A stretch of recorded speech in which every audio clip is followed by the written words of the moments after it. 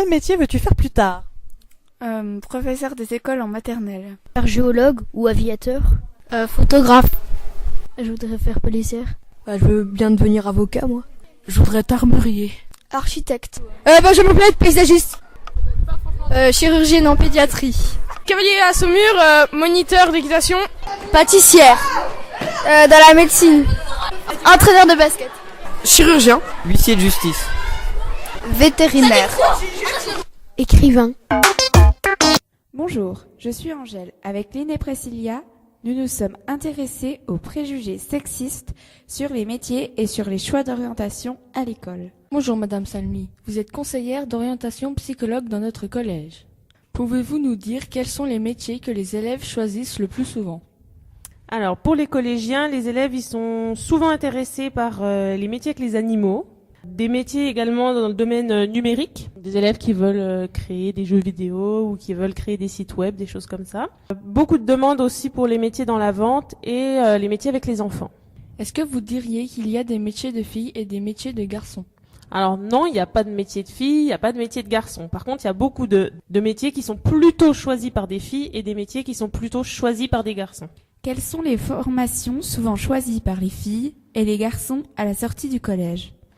Alors les filles, elles choisissent plus souvent que les garçons des formations qui permettent de travailler dans les domaines de la santé. Donc par exemple, il y a beaucoup de filles qui veulent devenir infirmières. Elles sont aussi très intéressées par les métiers de la beauté, la coiffure, l'esthétique. Sinon, il y a énormément de filles qui me demandent pour travailler dans l'éducation. Donc pour être professeur des écoles par exemple. Et en ce qui concerne les garçons, ils ont tendance à choisir beaucoup plus que les filles des métiers dans les secteurs de l'industrie, du bâtiment ou de la mécanique. Qui choisit les métiers avec de longues études? Alors les filles déjà, elles sont plus nombreuses à obtenir le baccalauréat. Donc déjà c'est la première étape pour continuer les études. Et ce sont aussi les filles qui mènent les études les plus longues. Et également ce sont elles qui sont le plus souvent diplômées du supérieur, donc de l'université. Est-ce que les garçons s'interdisent de faire certains métiers où il y a principalement des femmes et les filles pour les métiers où il y a principalement des hommes? Alors pour les filles, même quand elles sont très fortes en mathématiques, elles ont tendance à beaucoup moins aller dans les filières scientifiques. Par exemple, en école d'ingénieur, il n'y a que 30% de filles. Donc ça fait quand même une grosse différence entre les filles et les garçons. Les filles vont aussi moins se diriger vers les métiers de l'industrie ou du bâtiment. Et donc voilà, si elles sont moins nombreuses dans les formations, elles sont aussi moins nombreuses à exercer les professions. Donc il y a très peu de filles ingénieurs par exemple, alors qu'elles ont tout à fait les capacités, au même titre que les garçons, de réussir leurs études dans ces domaines-là. Et puis par exemple, des chefs d'atelier, on trouve très peu de filles dans ces métiers-là. Des électriciennes, il y en a très peu aussi. Et puis les garçons, ils vont beaucoup moins aller spontanément vers les métiers de l'éducation. Par exemple, professeur des écoles en école maternelle, il y a très très peu d'hommes. Ils vont beaucoup moins aller dans les métiers du social aussi. Donc des assistants sociaux, on n'en trouve pas beaucoup par exemple. Ou dans les métiers de la santé. Les infirmiers, les aides-soignants, on n'en trouve pas énormément. Pareil, il y a le métier de sage-femme, par exemple, qu'on dit aussi mailloticien. Là, le nombre d'hommes est vraiment minuscule. Pareil pour les éducateurs jeunes enfants et tous ces métiers avec les tout petits, les hommes, ils vont beaucoup moins.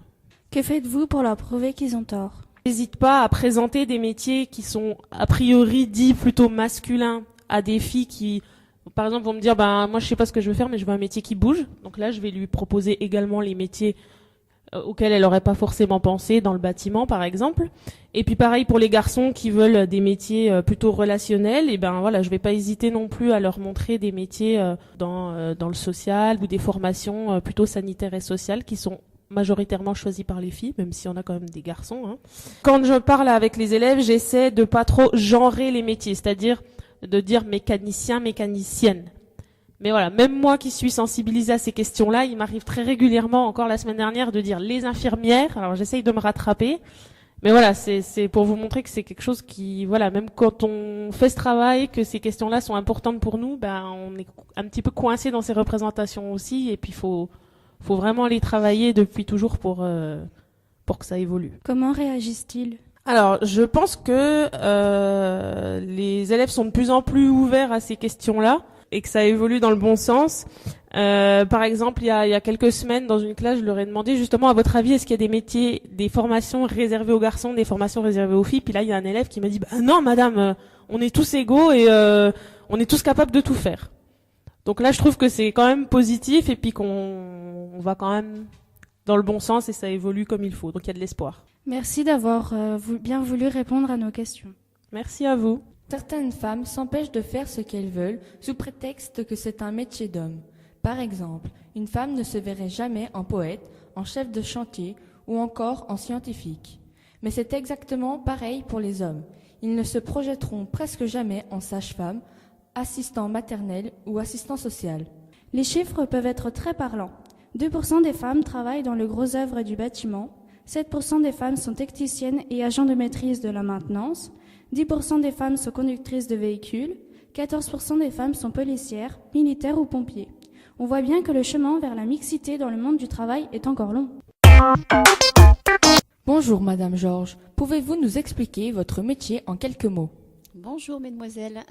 Alors je suis dirigeante d'une entreprise de métallurgie, de découpage, emboutissage sur métaux. Quel a été votre parcours scolaire et professionnel? Alors j'ai fait un BTS de commerce international et ensuite une maîtrise de marketing et gestion des entreprises. Est-ce que l'on peut dire que vous travaillez dans un univers masculin? Alors, un univers masculin, oui, parce qu'il y a déjà très peu de femmes chefs d'entreprise autour de moi. Et également parce que c'est une entreprise dans l'industrie, donc dans un domaine très masculin. En métallurgie, aujourd'hui, on a 70% d'hommes et 30% de femmes, donc il y a encore du chemin à faire. Mais il y a de plus en plus de femmes qui s'intéressent au métier et qui arrivent dans l'entreprise. Est-ce que pour vous, ça a été une évidence d'exercer ce métier ou a-t-il fallu vous battre pour arriver à votre but? Alors, ça a été une évidence parce que déjà, c'est une entreprise familiale. J'ai pris la suite de mes parents. J'ai toujours voulu pérenniser l'entreprise. Donc, c'était vraiment une volonté depuis toute petite. Après, c'était compliqué parce que justement, être une femme chef d'entreprise, c'est difficile d'être crédible. C'est difficile de montrer ses compétences. Au départ, on nous prend pour la secrétaire et pas pour la chef d'entreprise. Ça, c'est systématique. Mais ça donne encore plus la volonté de s'imposer. Selon vous, est-ce qu'être une femme chef d'entreprise est un avantage ou au contraire un inconvénient? Alors c'est un avantage à mon sens parce qu'on a l'habitude déjà de gérer beaucoup de choses en même temps dans notre vie privée, entre la maison, la famille, les enfants, enfin toute l'intendance. Donc dans une entreprise, ça nous fait prendre en charge beaucoup de choses. Après, je pense qu'une femme est rigoureuse, une femme est sérieuse et consciencieuse. Et forcément, c'est un plus dans une vie de chef d'entreprise. Avez-vous déjà eu des remarques sexistes? Oui, beaucoup. Alors, remarque sexiste, c'est ce que je disais tout à l'heure. On considère souvent une femme comme la secrétaire d'une entreprise, mais jamais comme la chef d'entreprise. Après, c'est jamais des remarques qui sont très très désagréables ou méchantes, en tout cas pas mal placées. Il faut montrer qu'on a du caractère. Est-ce que vous pensez qu'il est plus difficile de se faire respecter comme patron en tant que femme? Alors, je vous dis au début, il faut vraiment montrer ses preuves. Il faut être compétent, il faut être sûr de soi. Par contre, après, une fois qu'on fait nos preuves, les gens se rendent compte qu'on est compétent, que ce soit les clients ou que ce soit les salariés. Je pense qu'après, il y a un respect mutuel. Donc, ça se passe bien. Que diriez-vous à une adolescente aujourd'hui qui voudrait se lancer dans une filière plutôt représentée par les hommes? Alors, je pense qu'aujourd'hui, il y a déjà de moins en moins de filières qui sont réservées exclusivement aux hommes.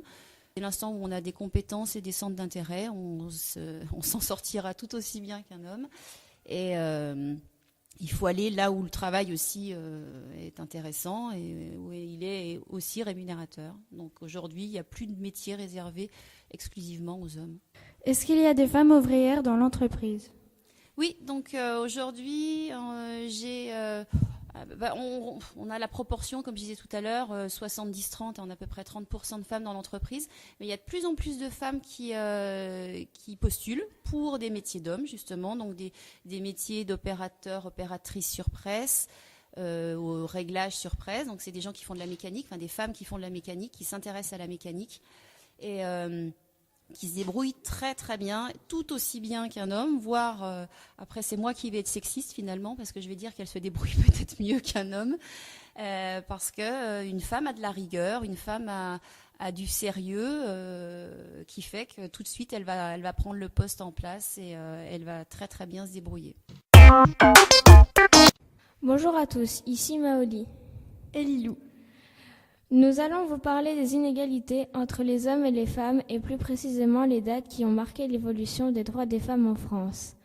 Tout commence en 1791 avec Olympe de Gouges qui publie la Déclaration des droits de la femme et de la citoyenne, mais malheureusement la Révolution française ne modifie pas la condition des femmes et ne leur ouvre pas le chemin vers la citoyenneté. En 1804, l'infériorité de la femme qui doit l'obéissance à son mari est inscrite dans le Code civil. Pendant la Troisième République, les femmes bénéficient de certaines avancées comme l'accès à l'instruction et la Première Guerre mondiale démontrent qu'elles sont indispensables au bon fonctionnement de l'économie.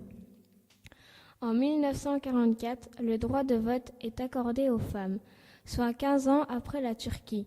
Dans la seconde moitié du XXe siècle, les revendications des femmes s'accentuent et militent pour une réelle égalité. En 1965, la loi modifie le régime légal du mariage. Les femmes peuvent enfin gérer leurs biens propres et exercer une activité professionnelle sans le consentement de leur mari. D'autres lois sont également très importantes, comme en 1967, la loi Neuwirth qui autorise la contraception, et la loi Veil de 1975 autorisant l'interruption volontaire de grossesse. Il y a également une loi qui pose le principe de l'égalité de salaire entre les hommes et les femmes en 1972. Mais dans la réalité, 40 ans après, le salaire des femmes est toujours inférieur de 24% à celui des hommes selon l'INSEE. J'ai le plaisir d'accueillir Madame Dousseau qui va nous parler de son action au sein de l'association CIDFF. Bonjour Madame, pouvez-vous vous présenter en quelques mots et nous expliquer ce qu'est le CIDFF? Bonjour Maoli. Donc le CIDFF, c'est le Centre d'information sur les droits des femmes et des familles. Au sein de cette association, je suis juriste, c'est-à-dire que je renseigne les personnes sur leurs droits. Donc j'accueille un public à la fois féminin et masculin. J'informe les gens sur leurs droits en matière de droit de la famille, essentiellement en matière de séparation et de violence conjugale. Au sein de cette association, nous sommes plusieurs salariés. Donc nous avons une psychologue, nous avons une directrice, une chargée d'accueil et 2 travailleuses sociales, car nous avons tout un volet hébergement avec 13 appartements qui sont réservés pour les femmes victimes de violences conjugales qui doivent se mettre temporairement à l'abri. Nous menons aussi plusieurs interventions, notamment en milieu scolaire, sur la thématique de l'égalité entre les filles et les garçons. Et à l'occasion de diverses manifestations, notamment la journée du 25 novembre et du 8 mars. Donc la journée du 25 novembre, c'est la journée internationale contre les violences faites aux femmes. Et le 8 mars, c'est la journée de la femme. Donc nous menons diverses interventions sur ces thématiques-là. Dans quel domaine les inégalités entre les filles et les garçons sont-elles les plus importantes? Alors, la plus grande différence à l'heure actuelle, elle est effectivement dans les statistiques au niveau de la rémunération. On constate que sur l'ensemble des personnes salariées, les femmes gagnent, alors dans un groupe global, les femmes gagnent 25% de moins que les hommes. Il y a une différence qui est totalement inexpliquée, donc c'est-à-dire que si on prend une femme avec le même diplôme, la même expérience, la même ancienneté, on arrive à une différence totalement inexpliquée de salaire de 10%. À partir de quel âge peut-on parler de sexisme aux enfants? Donc quand on intervient, nous, dans les écoles primaires, on intervient auprès d'un public qui va du CP au CM2, on ne parle pas de sexisme en tant que tel. On va travailler sur les stéréotypes de genre et sur les représentations que peuvent avoir les enfants. On utilise par exemple un outil qui s'appelle la ligne blanche, où virtuellement, on va demander à un groupe mixte de se positionner. on va leur poser une question et en fonction de la réponse, ils vont choisir de se mettre soit à droite, s'ils sont d'accord, soit à gauche. Par exemple, on va les questionner sur est-ce que les garçons sont plus forts que les filles ? Et là, les groupes vont se positionner donc, selon leur envie, selon ce qu'ils souhaitent. Et on voit que déjà, on a des idées qui sont très, très préconçues auprès de petits garçons et de petites filles, d'ailleurs, de 7 ou 8 ans. Quand on les interroge spontanément pour leur demander si les garçons et les filles ont les mêmes droits, donc là c'est plutôt en direction des classes de CM1, CM2, spontanément ils ne lèvent pas la main. C'est-à-dire qu'ils ne sont pas intimement persuadés que les garçons et les filles ont les mêmes droits. Dans quel domaine il y a encore des combats à mener pour l'égalité filles-garçons ? Alors il y a beaucoup de combats à mener pour l'égalité filles-garçons, parce que même si effectivement dans la loi l'égalité elle est acquise depuis un certain nombre de temps, par exemple la loi qui inscrit l'égalité de rémunération entre les hommes et les femmes, elle date de 1972, la première loi. Pour autant, on voit que dans la réalité, ça ne correspond pas du tout à cette loi-là. Donc le combat, c'est un combat à mener dès le plus jeune âge, justement auprès du public petit, pour faire évoluer les mentalités, faire évoluer les stéréotypes, pour qu'on n'arrive pas à cet écart de salaire-là plus tard entre les hommes et les femmes. Et plus tard, à vraiment plus long terme, on a un écart au niveau des retraites qui est extrêmement important entre les retraites des femmes et les retraites des hommes.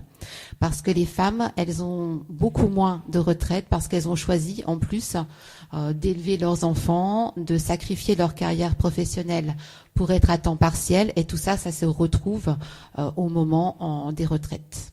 Merci d'avoir répondu à ma question. Merci à vous de nous avoir accueillis. Bonjour, je m'appelle Lilou.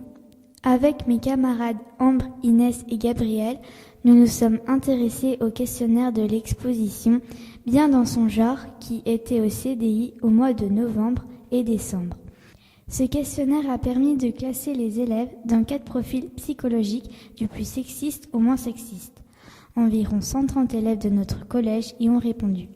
Chez les filles, 2 profils arrivent quasiment à égalité. Pour 44% des filles, ce serait bien que notre société respecte autant les filles que les garçons et que toutes les tâches soient partagées équitablement entre les filles et les garçons. 32% des garçons du collège partagent également cet avis. Le deuxième profil est partagé par 48% des filles et 34% des garçons. Ceux-ci rêvent carrément d'une société différente, plus respectueuse de la femme. Ils trouvent qu'on ne laisse pas assez de liberté à la femme et qu'une place trop importante est réservée aux hommes. Attention, la révolution des sexes est en marche à Rouget.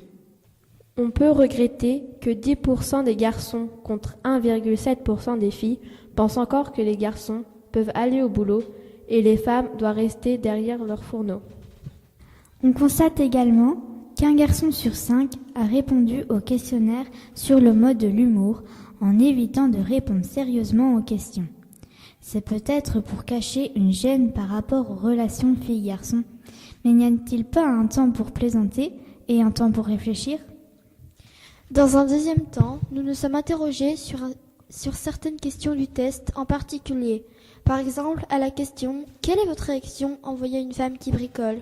Il y a 80% des filles de notre collège qui pensent que cela est normal et 73% des garçons. Tout le monde est d'accord pour dire que les femmes peuvent bricoler autant que les hommes. C'est rassurant.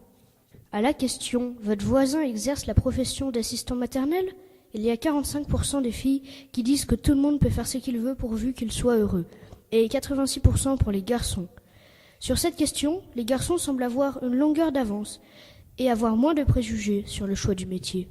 En conclusion, la plupart des élèves de notre collège pensent que les garçons et les filles sont égaux.